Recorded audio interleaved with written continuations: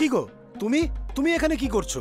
আমি টেনশনে আর বাড়িতে থাকতে পারলাম না গো, বাড়ি থেকে বেরিয়ে পড়লাম। তাই আমার মেয়েটা কোথায়?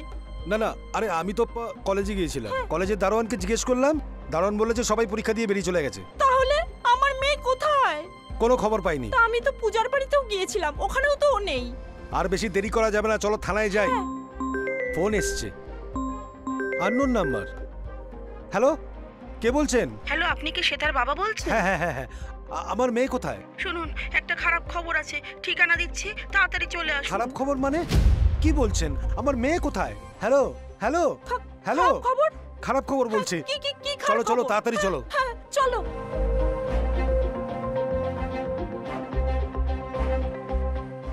হ্যাঁ, এই দোকানটা উল্টো দিকে। চলো চলো, আমার ভীষণ টেনশন হচ্ছে। চলো।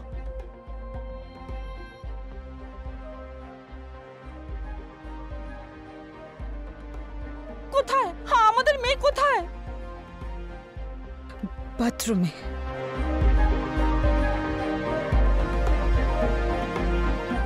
শ্বেতা! শ্বেতা! শ্বেতা! শ্বেতা! শ্বেতা!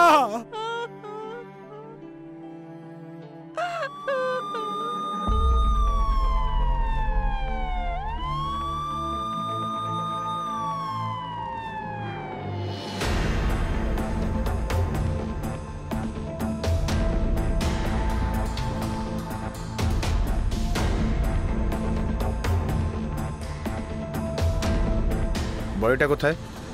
বাথরুমের দিকে স্যার।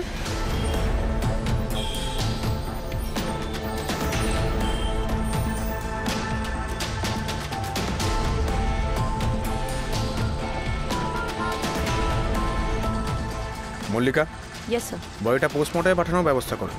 Right sir.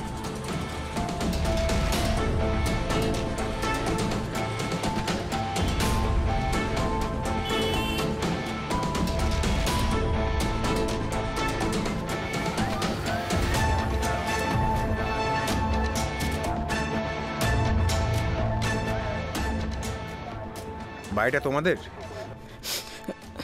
হ্যাঁ স্যার। মেয়েটাকে?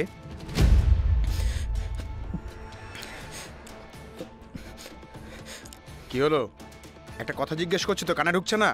মেয়েটা কে? আমার বন্ধু স্যার, শ্বেতা। বন্ধু? তাই এরকম হলো কি করে?